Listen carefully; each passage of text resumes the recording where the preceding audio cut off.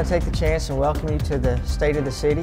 This month we have our new Parks and Recreation Director, Angela Jackson, who's with us. Over the last several months, you've got to meet several new faces, a new Police Chief, Carl Durr, a new Fire Chief, Mark Folks. You've got to meet Craig Tyndall, who's our new City Attorney. Of course, you've met Mr.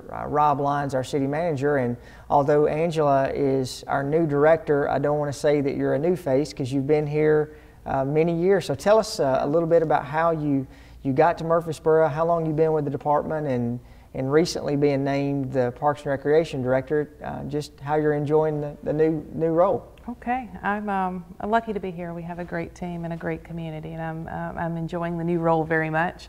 I think my path here, I grew up in West Tennessee, and then like a lot of people, a lot of young people, got started with the summer camp counseling, worked at a Girl Scout camp in West Tennessee, was really where I got my first start in recreation.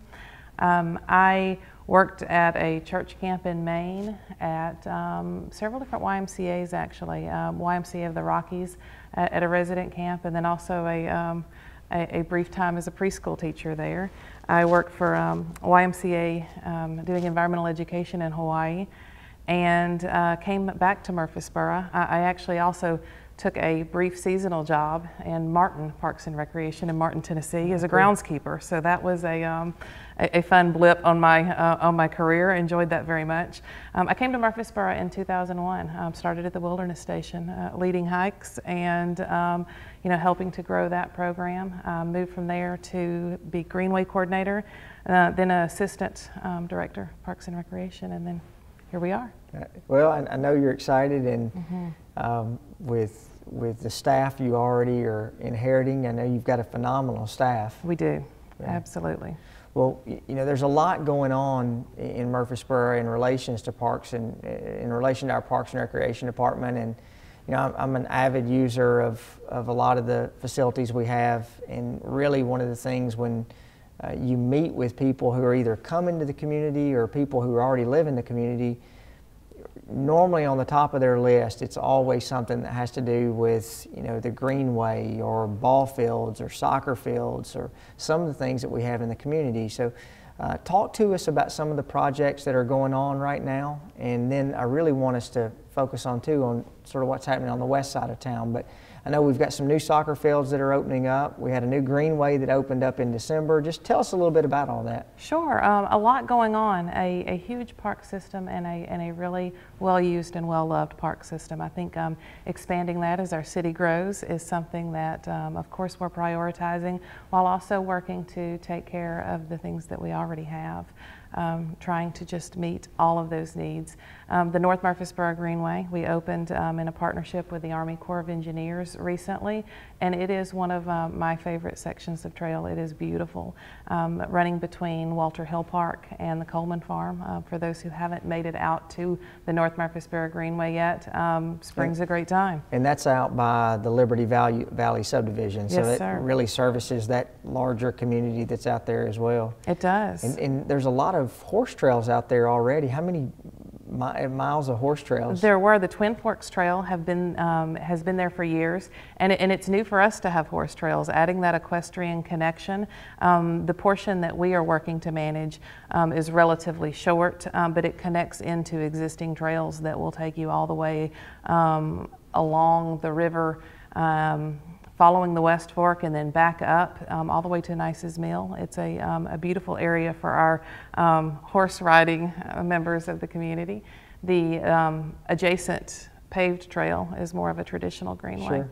Well, tell us also, I drive by, being in all parts of the city every day, I drive by Memorial every single day, and so over the last, really 5 or 6 years, Sportscom has made such a transformation with Burrow Beach, being constructed, and then we went through a large renovation at Sportscom and bringing that more up to date with the times, and then now we have Miracle Field and all the new parking lot, the new lighting. Tell us a little bit about when Miracle Field is going to be open and how we're looking in that. You bet. As a interesting fact, Sportscom is actually celebrating its 30th year anniversary this spring. How about that? Yeah. So we are moving forward, and I think in all the right directions at Sportscom. Miracle Field, where we're looking to open in early May, and we are really excited about it. It is going to be a beautiful facility, and it's going to serve it's primarily built to serve children with special needs, and I think the entire community is going to be really proud. The playground that's next to it has some amazing features. The site as a whole is growing and is changing, while also still keeping Sportscom, the things that everybody loves about Sportscom, really looking to serve what people are enjoying the most there. And we were having, with Borough Beach, we were having some parking overflow issues that we didn't have enough parking, so we've added some parking. We've added parking lights for the parking lot. So I mean, really a lot of improvements out there. Absolutely. Well, you know, really you look at all that's going around the city and you've got lots and lots of things that are, you know, that are either being planned or under construction. You know, we're planning and working on a new mountain bike course that's out in the Barfield area. So I know several people are excited about that. And then really the big project that we've been working on now for, you know, almost a year, West Park. And we just had a meeting last night to really go over what we hope our final concept. So tell us a little bit about how that process has come along, how we've had citizen input, and really how we've gotten to where we are right now. You bet. When the city purchased, it's 120 acres near Veterans Parkway and Burnt Knob Road. And when we really began to plan what would go there, I think we were in a great place for a lot of reasons.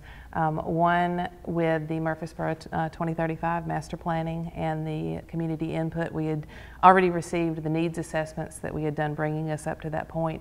We knew that we had a lot of really good ideas. 120 acres is a great size for a park, but we had a lot more ideas that would fit there. And I think going through this process, really engaging with the community, going back and forth, the thing that I'm the most pleased with now, with where we are with our preliminary master plans, moving towards those final master plans. I think we had a perception that we were going to have to choose between being a premier regional athletic complex and being a park that really served the needs of the community. I think we struck a terrific balance through that community input process, through the support and direction of our leadership, and really working with the designers to meet both needs. A splash pad, for example, an interactive water feature, is something that every survey we have done for years since I've been here, since splash pads really became a trend, it's something that's requested, and it's one of the focuses. Obviously, we've got in this 13 baseball, softball fields planned, additional multi-use space, event space, playgrounds, a lot of really exciting things that I think will make Murfreesboro very proud as we look towards 1.5 miles of walking trails. You bet. Yeah. As we work to develop that, what that looks like, an outer loop, interconnectivity, I think it will be a great place to spend time with your family. I think it also highlights, in a lot of communities, the emphasis on parks and recreation sometimes goes straight to athletics, to sports, and that is obviously very important to us as well. It's not all that we do. It's not all that everyone is interested in. I think wellness can take on a lot of different components. The conservation efforts that we have just in green space as Murfreesboro becomes more and more urban are more and more important. So Sure. We're looking to really help find the right fit and the right balance in our entire park system. Well, and I was telling someone, you know, the new park, West Park, it's almost like there's 6 parks in one. And when you design these parks, you also have to take into account that, you know, parks are not cheap to build. Right. And you want to feel like that you have the ability to be able to put some ball fields and those things to be able to draw in revenue to help pay for the parks. And you know, looking at our tennis facility that already is producing revenue. You look at Barfield, you look at Sportscom, Siegel Soccer Complex, and the tourism dollars and economic dollars that brings back to the city, and not just the city, but to the small businesses, the restaurants, the shopping venues. You know, it's huge on what that brings into our community. I mean, if you look at Parks and Recreation, I would dare say that that's really one of the #1 things that people will come to this community for, some type of event. So I'm excited about West Park, that we've been able, I think, to have a mix between athletic facility and also a park that people bring their families to, and you don't just have to play ball to come to the park. I mean, I'm excited about that event space. I can see, you know, Friday night movies or Saturday night movies, or you know, just kids out playing in that event space. So y'all have done a phenomenal job on that. You know, we've really helped promote over the last couple of years. You know, a healthy lifestyle is not just getting active. It's really, you know, using our Parks and Recreation facilities. It's things, eating. It's really just not only body but mind. And tell us a little bit about some of the things that you guys are doing collectively to help get Murfreesboro more fit. And then what I'd like to close out with, I have a lady who works with me, and she always raves every year about the summer programs that we have going on for kids. Tell us a little bit about those as well. So maybe if you're watching this, you can see what's happening this summer. Sure. Our Outdoor Murfreesboro, let's start with that. Our Outdoor Murfreesboro programming really hits some of those non-traditional sports. Taking a group of kids kayaking, we've got a teen kayak club. I think teenagers sometimes can be the hardest target audience to reach in terms of programming. So really excited about that. We have a lot of different water exercise programs that take place at Sportscom in Patterson. Our Kid Fit program at Patterson is growing and expanding to include a swim element that we are really excited for as well. I think the connections that we have through really some of that outreach, really that broad hit at what interests each of us, opportunities. I know a lot of folks just want to go running and they need trails. They don't want to be programmed. Some people need a wellness class, and we have a lot at Sportscom in Patterson, both where you can go and do everything from water Zumba to not water Zumba, just Sure. Zumba. You know, a lot of those different more formal classes from a wellness standpoint. The trails, the access, the ability to just get outside and be active is across the board. We've got a new, I think, energy in terms of cultural arts and in terms of historic preservation. Neither one of those are things that you might automatically think wellness, but I think there is a direct tie-in to really catching the energy and the interests of our community when you look at all the different things we've going. And then, you know, obviously with our youth sports and all the different things that they're going, our partners that help make those activities successful and energetic and really wonderful. Too much going on to even explain. Well, if someone wanted to get more information, where would they go on the website or the Rec Connection? Tell us where people would go. Sure. Website is www.murfreesborotn.gov. You can /parks at the end to get straight there, or just navigate through it and access all of our different program guides and activities. We would love to see even more people involved. Awesome. Well, I could sit and talk about the Parks and Recreation Department for hours. I'm a huge fan. I'm a fan of what you do. Obviously, y'all have been a big part in our Better Borough project. If you've not been able to learn about that, go to Facebook, just type in search Better Borough Project.